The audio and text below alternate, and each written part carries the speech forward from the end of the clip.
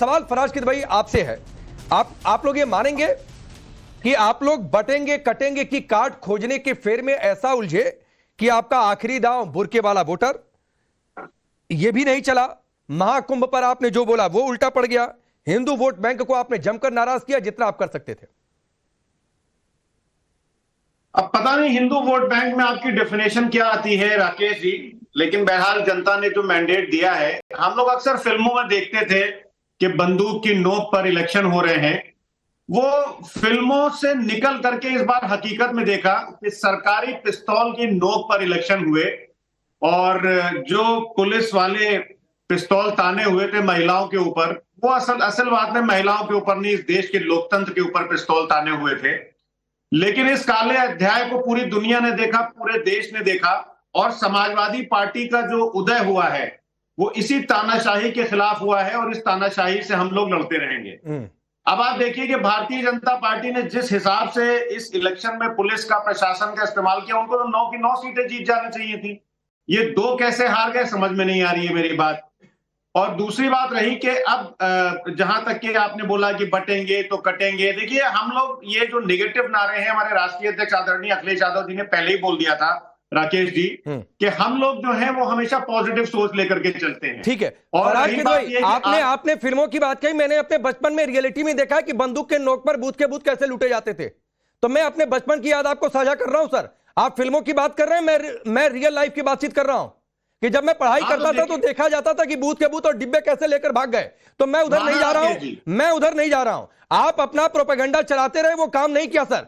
Pistol किस पर तानी गई, नहीं तानी गई, पत्थर किसने चलाए, घर पर पत्थर किसने पहुंचाए, पिस्टल महिलाओं पर थी कि पत्थरबाजों पर थी, ये 2-3 दिनों में चर्चा हुई है।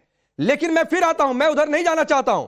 आपने मठाधीश को माफिया से जोड़ दिया, साधुओं में धूर्त आप खोजने चले गए, बुरके में वोटर की चेक नहीं होनी चाहिए आप इस पर चले गए, महाकुंभ में इतना खर्चा क्यों हो रहा है आप ये बोलकर चले गए। अखिलेश यादव ने कहा था ये तो बीजेपी का इवेंट है, प्राण प्रतिष्ठा का, ये हो जाता है, चुनावी नतीजे आ जाएंगे उसके बाद जाएंगे। वो आया नहीं मौका सर, जून के बाद अभी तक नहीं आया। 40 किलोमीटर की दूरी है मिल्कीपुर से, 40 किलोमीटर की दूरी अवधेश प्रसाद नहीं तय कर पाए। आप अभी भी नहीं कह रहे कि हिंदू वोट बैंक क्या होता है। आप ट्रॉफी की तरह जिनको लेकर घूमते रहे अवधेश प्रसाद को, ठीक है घूमिए, लेकिन आप ये नहीं सोचे कि आप किसी को उससे टीज कर रहे हैं, वो आपको बैकफायर किया है। राकेश जी, असल में प्रॉब्लम क्या है कि आज की इस व्यवस्था में अगर किसी दलित को आप सम्मान दे दीजिए तो ये जो मनुवादी लोग हैं वो ऐसे ही चढ़ने लगते हैं। नहीं तो वो अयोध्या की पीड़ित जो रेप पीड़िता वो नहीं पिछड़ी आपको समझ में आई थी, कन्नौज की पीड़िता पिछड़ी नहीं समझ में आई थी। उसी अयोध्या में 4 साल की बच्ची के साथ भी एक बलात्कार हुआ था राकेश जी। हाँ तो ठीक है ना, पीड़िता के साथ खड़े होइए, वो चाहे 4 साल की बच्ची हो, चाहे 12 साल की हो, चाहे अगड़े समाज की हो, चाहे पिछड़े समाज की हो, ये आपको तय करना पड़ेगा कि आप पीड़िता के साथ खड़े हैं कि विक्टिम की जो अपराधी है उसके साथ जाकर खड़े हो जाते हैं। राकेश जी, ये तय तो भारतीय जनता पार्टी को करना पड़ेगा। अच्छा। क्योंकि इसके राज में, मतलब अयोध्या में आप अगर मोहित खान को छोड़कर उस पीड़िता के साथ नहीं खड़े हो पाते तो ये भाजपा से मैं जाकर सवाल पूछूं, कन्नौज की पीड़िता के साथ आप नहीं खड़े होते हैं, ये मैं भाजपा से जाकर सवाल पूछूं। आपका एक नेता जाकर धमका देता है कि केस वापस करो, ये मैं उसको जाकर पूछूं। अयोध्या के सांसद राम मंदिर तक 40 किलोमीटर की दूरी 4 महीने में क्यों नहीं तय कर पाए, ये मैं भाजपा से जाकर पूछूं। फिर से बोलिए, सुनाई नहीं दिया मुझे। नहीं सुनाई देगा सर, फिर से पूछ लिए, नहीं सुनाई दिया। नहीं तो मैं कहता रहा हूं कि ये सारी बातें आप पिछड़ी समाज की पीड़िता के साथ न खड़े हो तो मैं बीजेपी से पूछूं, आप अयोध्या क्यों नहीं गए, प्राण प्रतिष्ठा कार्यक्रम चुनावी नतीजे आने के बाद ये भी मैं बीजेपी से जाकर पूछूं। आपके नेता महाकुंभ पर कह दे कि भैया इतना खर्चा क्यों कर रहे हो, तो ये भी मैं बीजेपी से जाकर पूछूं। राकेश जी, हम अयोध्या जाएंगे कब, हम कब हज करने जाएंगे, ये टीवी के एंकर हमसे नहीं पूछेंगे, ना मैं उनको बता करके जाऊंगा। अच्छा, जब भगवान बुलाएगा, जब अल्लाह बुलाएगा तो हम लोग जाएंगे। अच्छा। हमको ये किसी टीवी एंकर के सामने नहीं साबित करना है कि हम कितने बड़े हिंदू हैं। तो फिर तो सोचिए ना कि भगवान बुला क्यों नहीं रहे हैं। चलिए, भगवान बुला क्यों नहीं रहे, मैं ये नहीं कह रहा हूं कि आप मुझे बताकर जाइए, तो फिर दूसरा नैरेटिव लेकर मत आइए। ठीक है, रोहन गुप्ता, ठीक है सर, आता हूं। रोहन गुप्ता ये कह रहे हैं हिंदू वोट बैंक क्या होता है, हमारा जब मन करेगा जाएंगे, जब मन करेगा नहीं जाएंगे, ये मानने को तैयार नहीं है। और आपने पिस्टल के दम पर चुनाव करवाया, ये अभी भी इन नतीजों को देखने के बाद भी। देखिए, जैसे ही चुनाव के परिणाम आते हैं लोकतंत्र खतरे में आ जाता है, ईवीएम चोरी, तो सब पुरानी स्टोरी हो गई। हकीकत में ये है कि धरातल की हकीकत से विपक्ष काफी तक उखड़ चुका है। उनको मालूम ही नहीं हकीकत क्या है। अभी उन्होंने कहा कि नहीं ठीक है, मंदिर कब जाएंगे हम बताएंगे। वही अखिलेश प्रसाद की तस्वीर है जहां पे वो दरगाह में गए थे, पूरे पूरे सोशल मीडिया के ऊपर थी, उन्होंने ही डाली हुई थी। तो ये डबल स्टैंडर्ड नहीं चल सकता है। आप समझ रहे मैं क्या बोल रहा हूँ? या तो आप बिन सांप्रदायिक हैं या तो नहीं है। आपको पर्टिकुलर क्लास के लिए आप बिन सांप्रदायिक है और नहीं है, तो दो डबल स्टैंडर्ड नहीं चल सकता है। जनता ये देख रही है। और मुद्दा यहाँ पे कम्युनल पॉलिटिक्स की नहीं है। मुद्दा है कि किस प्रकार से आप तुष्टीकरण करने के लिए आप दूसरे जो बड़ा वर्ग है उसको आप अन्याय कर रहे हैं। आप मत करिए ना। आप तुष्टीकरण नहीं करेंगे तो कुछ नहीं होगा। पर क्योंकि आपको तुष्टीकरण करना है, आपको लगता है कि आप मंदिर जाएंगे तो कोई नाराज हो जाएगा, ये मानसिकता के खिलाफ पूरा देश खड़ा हुआ। उत्तर प्रदेश ने आपको ट्रेलर दिखाया, फिर अब आप उसको कहेंगे दमन हो गया, ये हो गया।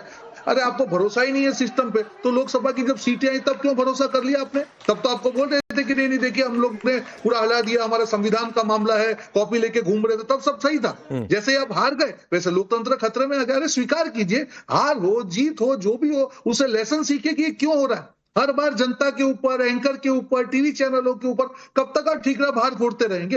हकीकत आपको समझनी पड़ेगी कि धरातल क्या चाहता है, विपक्ष की क्या भूमिका है। हर बार सवाल उठाने से, भाजपा पे सवाल उठाने से, मीडिया पे सवाल उठाने से आपकी विफलताएं छिपेगी नहीं। ठीक है, नतीजे का दिन है। मैं चाहूंगा पहले सबसे एक एक प्रतिक्रिया ले लूं। आऊंगा अजय जी, लेकिन पहले मैं किशोर तिवारी के पास जाना चाहता हूं, और इसलिए जाना चाहता हूं क्योंकि आप जिस पार्टी को रिप्रेजेंट करते हैं वो पार्टी हिंदुत्व की ब्रांडिंग के साथ आगे बढ़ी। मुझे याद है किशोर जी, पिछले कुछ दिनों में, 4-5 दिन पहले की बात होगी या हो सकता है एक आध दिन और आगे पीछे, आपने कहा कि जब मेरा सवाल सीधे हिंदुत्व की सोच को लेकर था, आपने कहा हम सामाजिक समरसता के आगे बढ़ गए। मैंने पूछा कि आपने बाला साहब ठाकरे के विचार को छोड़ दिया क्या? आज जनता का मैंडेट क्यों नहीं ये माना जाए कि असली शिवसेना जो शिंदे के पास वो है, और आप लोग बाला साहब ठाकरे की विरासत से अलग हट गए, उसका ये खामियाजा मिला? मैं आपके बात से सहमत हूं कि चुनाव के नतीजे जो आए हैं ये हमारे अपेक्षाकृत नहीं है। अगर ये निकाल आप देखते हैं, ये रिजल्ट तो एक ऐतिहासिक ही रिजल्ट है। 231 सत्ताधारी पक्ष को, मेरे ख्याल से 50 साल में इतना कमजोर विपक्ष नहीं आया था। अब आपने बोला कि हमने हिंदुत्व छोड़ा क्या, तो ये एक नैरेटिव जो बीजेपी ने रचा था कि हमने हिंदुत्व छोड़ा है, ये शायद जनता में चल गया। लेकिन एक बात मैं कबूल करूंगा कि जिस तरीके से चुनाव हारने के बाद या 2.5 साल तक एकनाथ शिंदे जी जैसे अप्रोचेबल थे, कम्युनिकेबल थे और लाड़की बहन योजना या किसानों के प्रति निर्णय लेने में आए थे, तो रिजल्ट में किसानों की नाराजगी नहीं दिखी, महंगाई पे लोगों की नाराजगी नहीं दिखी। और हमारा नैरेटिव जो था कि यहाँ पर अडानी जी पूरे उद्योग लेके जा रहे हैं या गुजराती लोगों पूरे उद्योग लेके जा रहे हैं, तो ये चला नहीं। और क्या हुआ इस पे तो हम अभी चिंतन करेंगे।